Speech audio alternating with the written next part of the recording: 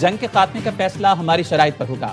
ایران کے صدر Masoud Pezeshkian کہتے ہیں جنگ حالات کو مد نظر رکھ کر ختم کی جائے گی۔ ایران کے مفادات کا تحفظ ہر قیمت پر کیا جائے گا۔ امریکی اخبار وال اسٹریٹ جرنل کے مطابق صدر ٹرمپ نے معاونین سے گفتگو میں کہا وہ آبنۂ ہرمز کھولے بغیر جنگ کے خاتمے کے لیے تیار ہیں۔ رپورٹ کے مطابق آبنۂ ہرمز پر تہران کی مضبوط گرفت برقرار رہنے کا امکان ہے۔ آبی گزرگاہ کھولنا ایک پیچیدہ آپریشن ہوگا۔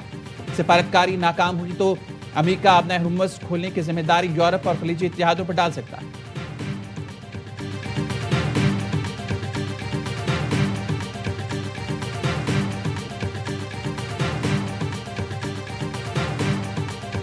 Who's paying for the cost of this war? Will those Arab countries step up to do just that? Well, I think it's something the president would be quite interested in calling them to do. I won't get ahead of him on that. صدر Trump چاہتے ہیں عرب ممالک جنگی اخراجات میں حصہ ڈالیں۔ ترجمان وائٹ ہاؤس کیرولائن لیوٹ کہتی ہیں صدر ٹرمپ 6 اپریل کی ڈیڈ لائن سے قبل ڈیل چاہتے ہیں۔ ایران جنگ سے متعلق 4 سے 6 ہفتوں کی ٹائم لائن برقرار ہے۔ ایران امریکہ یا اتحادیوں کو دھمکیاں نہیں دے سکتا۔ امریکی وزیر خارجہ مارکو روبیو کا کہنا ہے آبنائے ہرمز ہر صورت کھول کر رہیں گے۔ ایران نے آبی گزرگاہ نہ کھولی تو سنگین نتائج بھگتنا ہوں گے۔ الجزیرہ ٹی وی کو انٹرویو میں روبیو نے کہا امریکہ ہی نہیں دنیا کو بھی منظور نہیں کہ تیل کی ترسیل بند رہے۔ ایران کی عسکری صلاحیت ختم کرنے کے قریب پہنچ گئے۔ جنگ ہفتوں میں ختم ہو جائے گی۔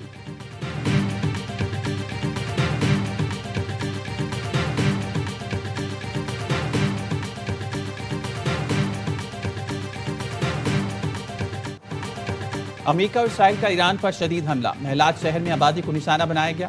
11 افراد شہید ہو گئے۔ تہران اور اصفہان سمیت دیگر شہروں کو بھی نشانہ بنایا گیا۔ بمباری سے کئی مقامات پر آگ لگ گئی۔ امریکی حکام نے بتایا اصفہان پر حملے میں 2000 پاؤنڈ وزنی بنکر بسٹر بم استعمال کیے۔ اصفہان میں ایک بڑے اسلحہ گودام کو نشانہ بنایا گیا۔ صدر ٹرمپ نے اصفہان پر حملوں کی ویڈیو پوسٹ کر دی۔ ٹروتھ سوشل پر لکھا ایران سے بات چیت میں کافی پیش رفت ہو چکی ہے، لیکن اگر کسی وجہ سے جلد معاہدہ نہ ہو سکا اور آبنۂ ہرمز کو فوری طور پر نہ کھولا گیا تو ہم ایران میں سب کچھ تباہ کر دیں گے۔ امریکی سینٹرل کمانڈ کا کہنا ہے ایران کی طاقت کو سرحدوں سے باہر پھیلانے کی صلاحیت ختم کی جا رہی ہے۔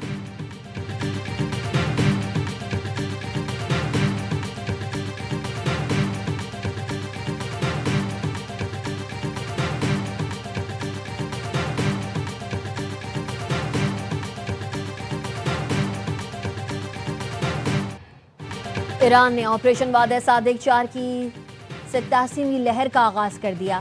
تل ابیب اور حیفا سمیت دیگر شہروں میں امریکی اڈوں اور اسرائیل پر بیلسٹک میزائلوں اور خودکش ڈرون سے حملے۔ اسرائیل کے شہروں فتح تکو اور بنی براق پر کلسٹر میزائل سے حملہ کیا گیا۔ پاسداران انقلاب کا کہنا ہے حملے میں کمانڈ اینڈ کنٹرول سینٹر تباہ کر دیا گیا۔ مقبوضہ بیت المقدس میں بھی اسرائیلی فوج کے ٹھکانوں کو نشانہ بنایا گیا۔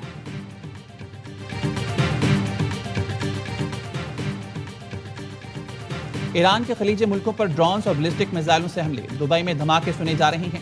اماراتی حکام کا کہنا ہے فضائی دفاعی نظام میزائل حملوں کو ناکام بنا رہا ہے۔ دبئی کی سمندری حدود میں ڈرون حملے کے بعد کویتی آئل ٹینکر میں آگ لگ گئی۔ دبئی حکام کا کہنا ہے آئل ٹینکر سے تیل کا رساؤ نہیں ہوا۔ سعودی وزارت دفاع کا کہنا ہے ایران سے آئے 10 ڈرونز مار گرے۔ الخلیج میں ڈرون کا ملبہ گرنے سے 6 مکانات کو نقصان پہنچا۔ بحرین میں امریکی 5th فلیٹ کے کمانڈرز کے ٹھکانے پر حملے کیے۔ شارجہ میں ٹیلی کام کمپنی کی عمارت پر ڈرون حملہ، جانی نقصان نہیں ہوا۔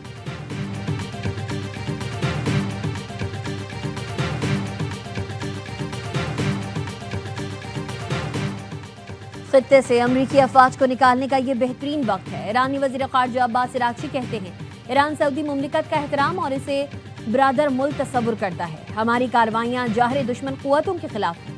دشمن عرب اور ایرانیوں کی عزت کرتے ہیں، نہ ہی تحفظ فراہم کر سکتے ہیں۔ ذرا دیکھیں ہم نے ان کی فضائی کمانڈ کا کیا حال کیا۔ عباس عراقچی نے سعودی عرب میں تباہ شدہ امریکی طیارے کی تصویر بھی شیئر کر دی۔ پاسداران انقلاب کی القدس فورس کے کمانڈر بریگیڈیئر جنرل اسماعیل قانی کہتے ہیں اسرائیل نئے ریجنل آرڈر کے لیے تیار ہو جائے۔ نیتن یاہو خواب دیکھ رہا تھا کہ خطے میں سیکیورٹی بیلٹ کو وسعت دے گا۔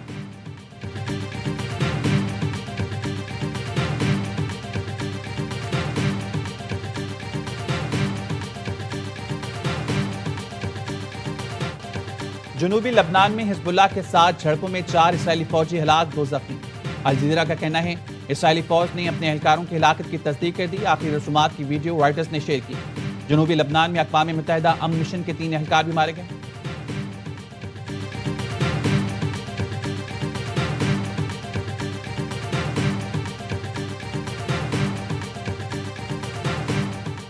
اسرائیل نے فلسطینیوں کی نسل کشی کے لیے سزائے موت کا قانون نافذ کر دیا۔ اسرائیلی پارلیمنٹ میں مہلک حملوں میں ملوث ہونے کے الزام میں فلسطینیوں کو پھانسی دینے کی منظوری۔ نئے قانون کے تحت اسرائیل کو نقصان پہنچانے والوں کو 90 دن میں پھانسی دے دی جائے گی۔ فلسطینیوں کو محض شک کی بنیاد پر گرفتار کر کے مقدمہ چلایا جائے گا۔ قانونی مشاورت بھی ویڈیو لنک کے ذریعے ہوگی۔ یورپی ممالک اور انسانی حقوق کی تنظیموں کی قانون پر شدید تنقید۔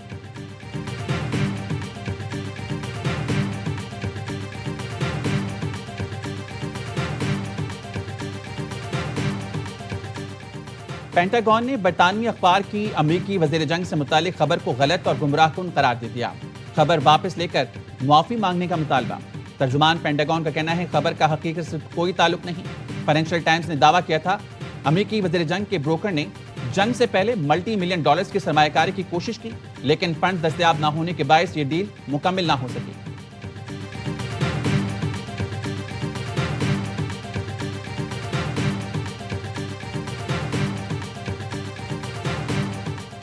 بانی پی ٹی آئی اور بشرا بی بی کی 190 ملین پاؤنڈز کیس میں پہلے سزا کے خلاف مرکزی اپیل سنی جائے یا سزا معطل کر کے ضمانت پر رہائی کا فیصلہ کیا جائے۔ اسلام آباد ہائی کورٹ نے وکلا کو بانی پی ٹی آئی اور اہلیہ سے ہدایات لینے کی مہلت دے دی۔ دوران سماعت چیف جسٹس سرفراز ڈوگر نے قرار دیا اگر مرکزی اپیل مقرر ہوگی تو سزا معطلی کی درخواست نہیں سنی جائے گی۔ سماعت 6 اپریل تک ملتوی۔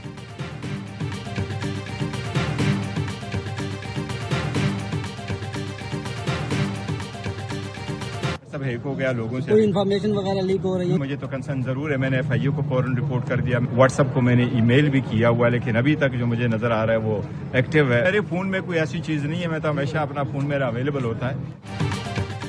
Chairman P T I barrister Gohar کا واٹس ایپ ہیک کر لیا گیا۔ بیرسٹر گوہر نے بتایا واٹس ایپ پر ان کا مکمل اختیار نہیں رہا، ان کا نمبر ابھی بھی ایکٹیو ہے اور لوگوں سے پیسے مانگے جا رہے ہیں۔ فوری طور پر F I A cyber wing سے رابطہ کیا تاکہ ڈیٹا کا غلط استعمال نہ ہو۔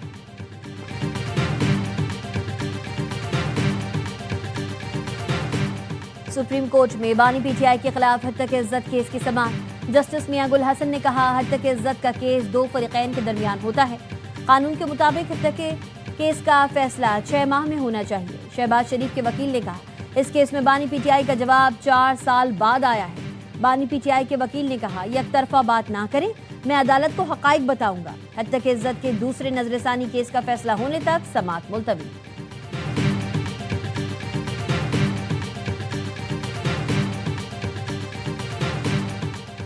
ایچ ای سی نے ملک بھر کی جامعات میں کل سے فزیکل کلاسز بحال کرنے کی اجازت دے دی۔ ایچ ای سی کی جانب سے کفایت شعاری، فیول بچت اقدامات پر عمل درآمد کی ہدایت۔ جامعات کو حکومتی پالیسی کے مطابق عمل درآمد یقینی بنانے کا حکم۔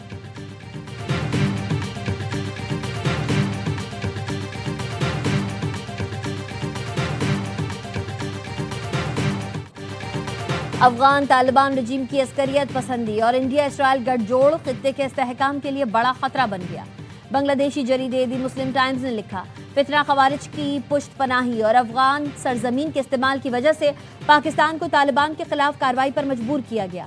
علاقائی عدم استحکام کو سمجھنے کے لیے بھارت اسرائیل تعلقات اور افغان طالبان کے پراکسی کردار کا جائزہ لینا ہوگا۔ افغانستان دہشت گرد گروہوں کے لیے محفوظ پناہ گاہ بن چکا ہے۔ پاکستان نے 4 سالہ سفارتی کوششوں کے بعد افغانستان میں موجود دہشت گردوں کے ٹھکانوں پر کارروائی کی۔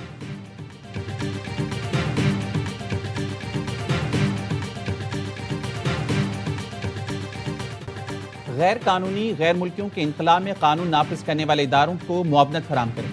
گزشتہ 2 سال میں نادرا کی خدمات میں نمایاں بہتری آئی ہے۔ وزیر داخلہ محسن نقوی کی نادرا ہیڈ کوارٹرز میں اجلاس میں گفتگو۔ غیر قانونی پاکستانی شہریت حاصل کرنے والوں کی شناخت یقینی بنا کر نیشنل ڈیٹا بیس سے نکالنے اور عوامی سہولت کے لیے مزید جدید خدمات متعارف کرانے کی ہدایت۔ کہا بڑے شہروں میں نادرا دفاتر کرائے کے بجائے اپنی جگہ خرید کر بنائے جائیں۔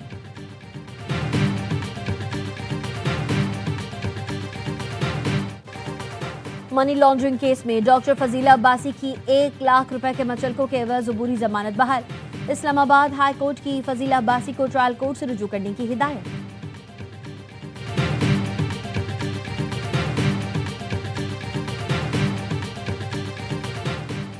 کچے کے علاقوں میں صورتحال نارمل ہے، ہر کوئی جا سکتا ہے۔ کوشش ہے 1.5 سال میں کچے کا سروے مکمل کر لیں، جس کے بعد سیکیورٹی مسائل حل کرنے میں آسانی ہوگی۔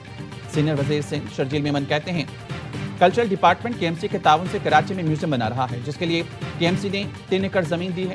وزیر داخلہ سندھ ضیاء الانجا نے کہا، دادو کیس میں فریقین کو فیئر ٹرائل کا موقع دیا گیا۔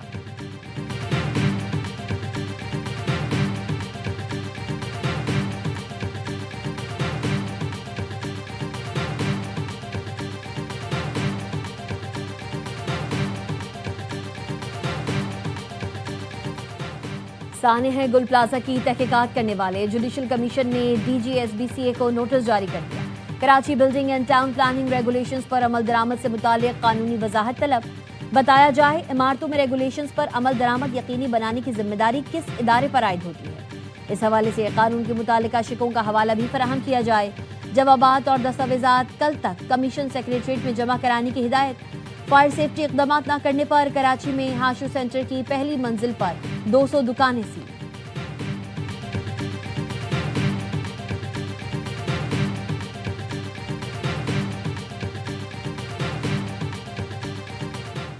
اسلام آباد پولیس نے بزنس مین عامر اوان قتل کیس میں ملوث 5 ملزمان کو گرفتار کر لیا۔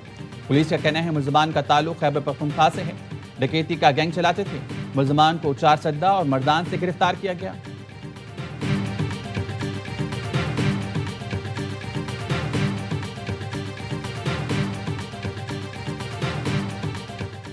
لاہور کے گنگا رام اسپتال میں مریضوں کو بلڈ بیگ لگانے کا کام گارڈ کے سپورٹ کر دیا گیا۔ بلڈ بینک میں طبی عملہ غائب، سیکیورٹی گارڈ ہی طبی سہولتیں فراہم کرتا رہا۔ محکمہ صحت پنجاب کا لیڈی ویلنگٹن اسپتال میں C سیکشن کی ویڈیو بنانے پر ایکشن۔ 5 پوسٹ گریجویٹ ڈاکٹرز کے خلاف ضابطے کی کارروائی کے لیے PDMC کو خط ارسال۔ ذمہ دار سینئر انتظامی افسران کو شو کاز نوٹس جاری۔ واقعے میں ملوث ڈاکٹر سینئر حکام کو 7 دن میں ذاتی طور پر پیش ہونے یا تحریری جواب جمع کرانے کی ہدایت۔